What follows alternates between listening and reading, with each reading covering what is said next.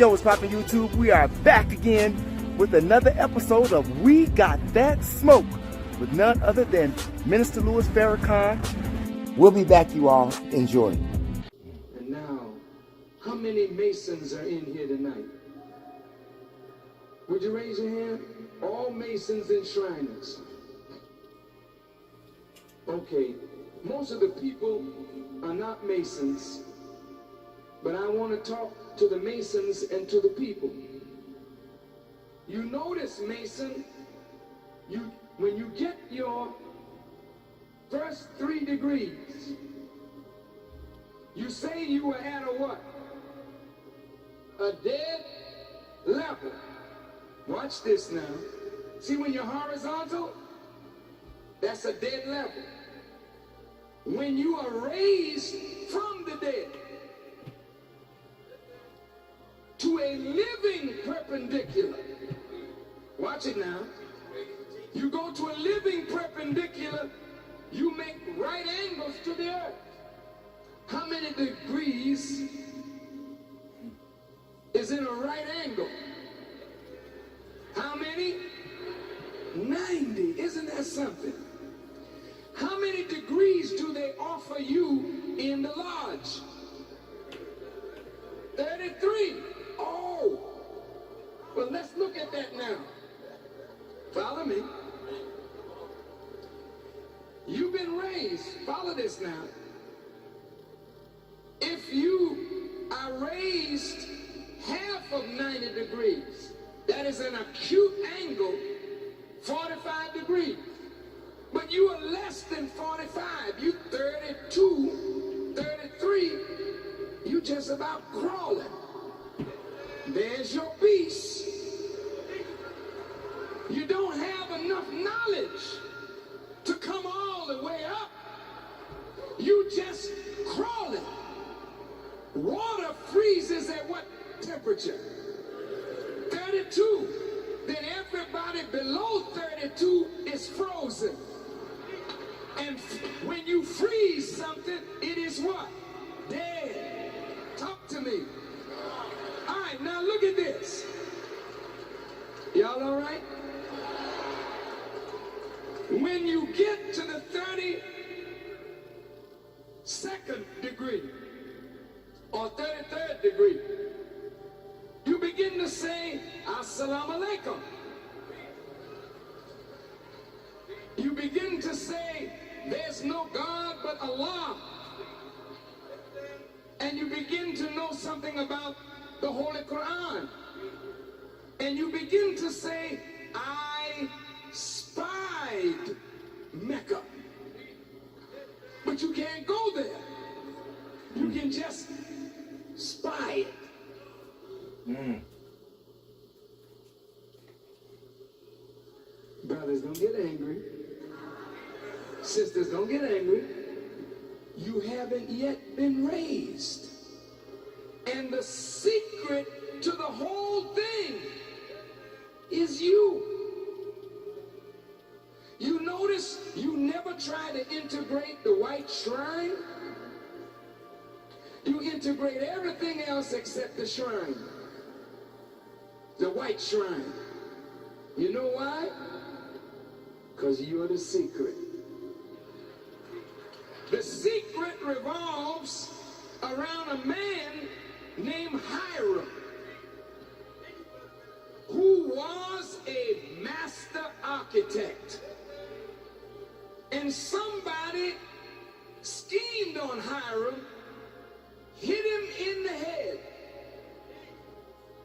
and brought him on a westerly course and buried him in a shallow grave in the north country where the light don't shine. People were trying to raise him and couldn't get him up until the master came with the master grip, and he pulled Hiram up out of the grave. Once Hiram came up, his knowledge of the plans for the building of the temple could go forward, but nothing could happen as long as Hiram was in the grave. We're at the end now.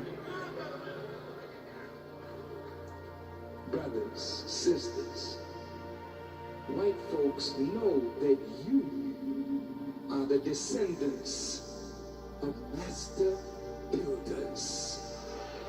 And they conspired on our fathers, hit them in the head, and brought us out of the east on a westerly course and buried us in the north corner, North America, where we have not had any light.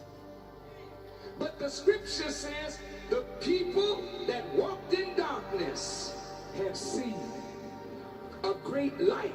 Upon them hath the light shined. The lost sheep, here they are. The prodigal son, here he is. He went astray in a strange land, and now God wants to take death from your mind. Throw off the rider and let God ride your intelligence. And you will come up from death into life, and you'll be able to say, "O grave, where is your victory? O death, where is your sting?" You are the people that the whole world is waiting on to get up. And Bush and company know your future and want to keep you ignorant so that anybody who will raise you up, they will destroy. Now, in conclusion, I don't want anybody to move. Please, sisters, as I leave you, we want you to understand the sacredness of your wounds and stop the killing. You cannot say to your children, it's wrong for you to be a gangbanger and kill your brother in a gang at 13, and the mother kills the fruit of the womb. Listen, you sisters have the right of choice. You do have the right of choice, but you must choose who you will lay down with. And you must choose morality over immorality, decency over indecency. But once life is forming in your womb, don't kill the fruit of your womb. Why? Because through your wombs will come the answer to every need of our people. Your womb is sacred. Sisters, you are sacred. You are fashioned after the womb of the universe, out of which God created light, sun, moon, and star. He makes your womb to correspond with that womb. And if you will allow God to ride your intelligence, then God's intelligence here will produce God's intelligence here. And you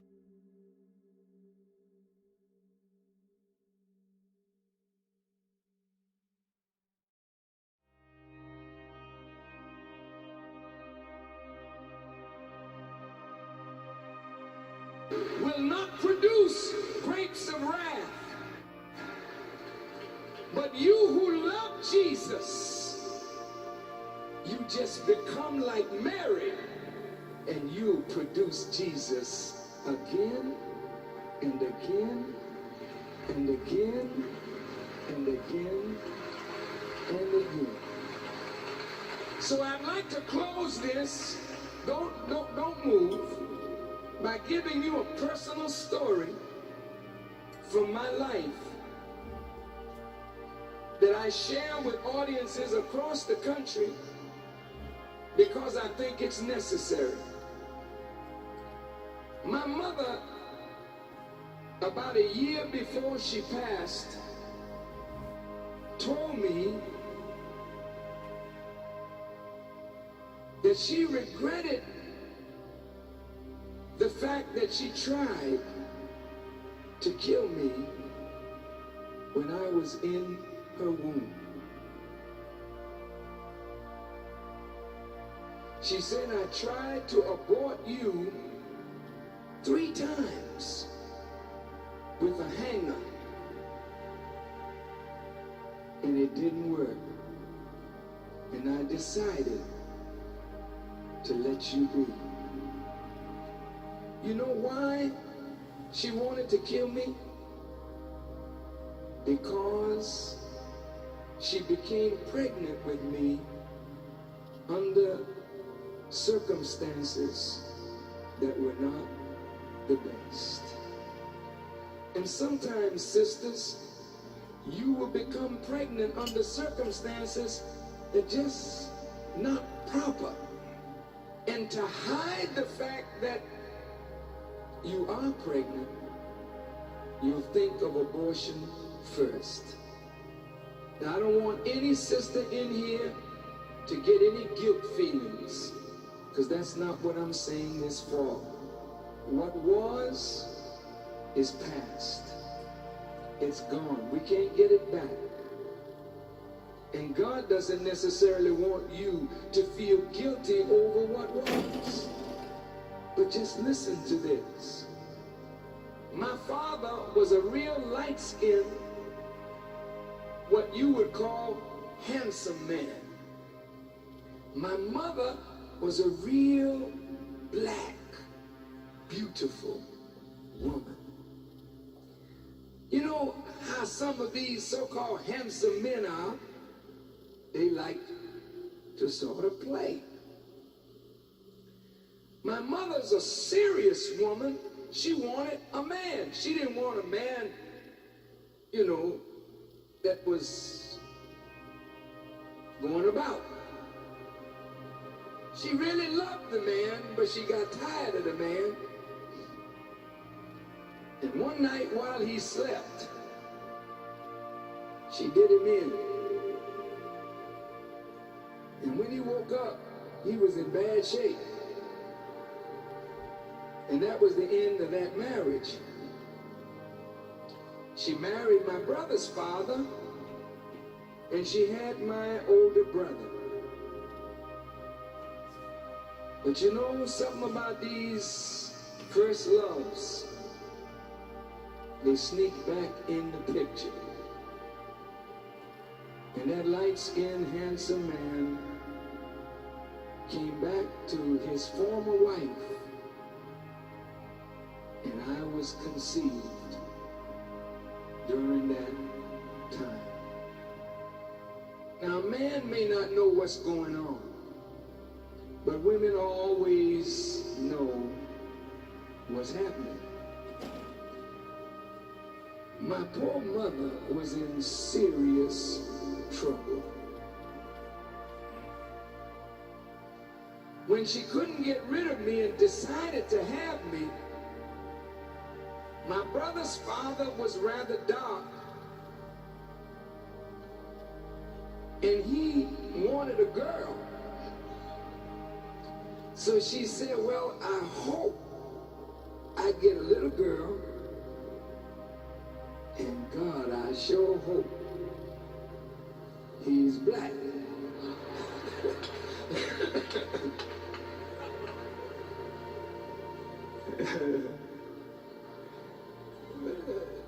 You understand?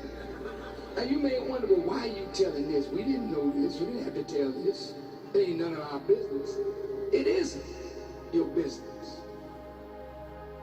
But I think sometimes when people who are in high positions and people admire them tell you something about their life that is not so admirable, it helps you to face things in your life.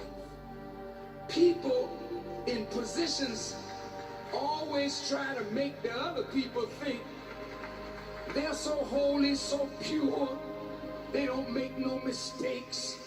And then they beat the hell out of the people and make them think they're all sinners. Ain't nothing up here righteous. No, not one.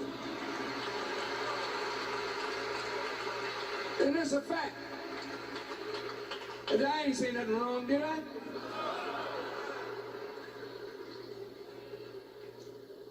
I'm doing the best I can.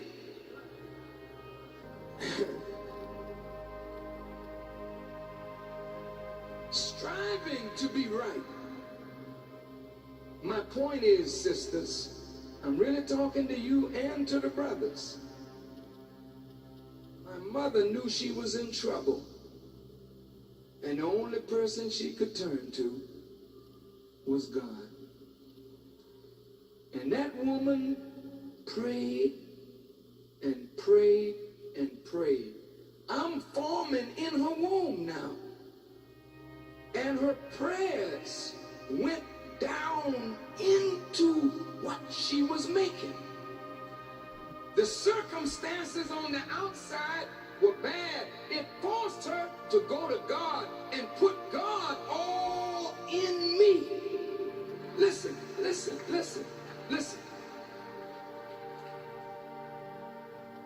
This is how it's done. What you eat that makes your baby is what you think that makes your baby. Now, my mother was in such trouble, she kept her mind stayed on God. And one night, she said, well, I'll leave that for later.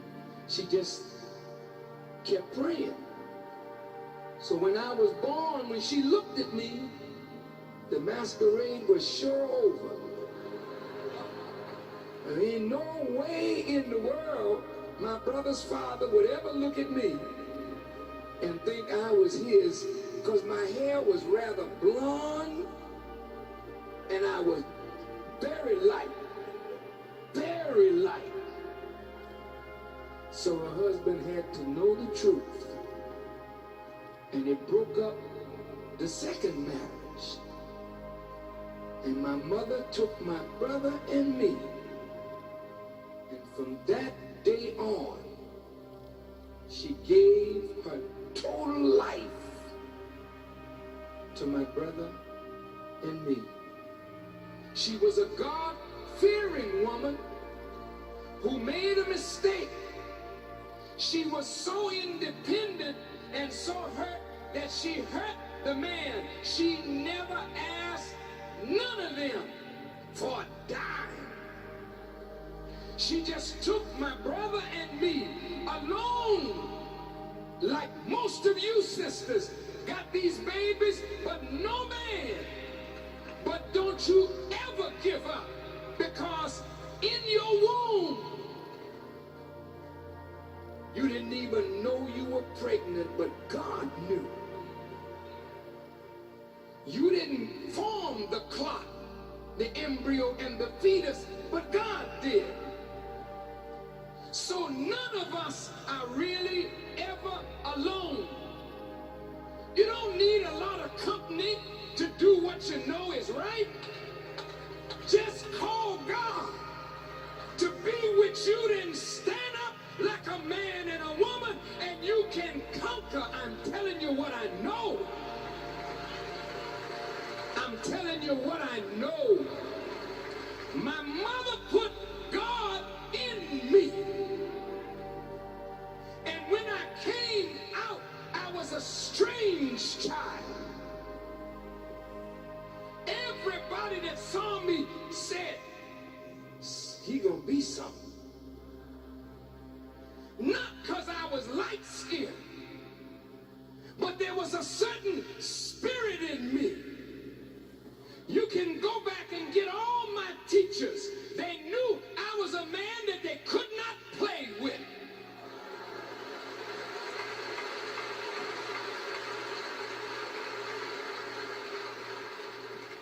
My mother beat the hell out of me. Not for the things I did, but for the lie I told to cover the thing I did. So she said with her beautiful West Indian accent, I ain't beating you just for the thing you did. I beating you for the lie you tell. And she wore me out. Then after she got finished scalding my backside, she would say, boy, when you're wrong, you can be strong. But when you're right, you can always fight. And so I built my life. I'm just telling you straight up. I built my life on truth.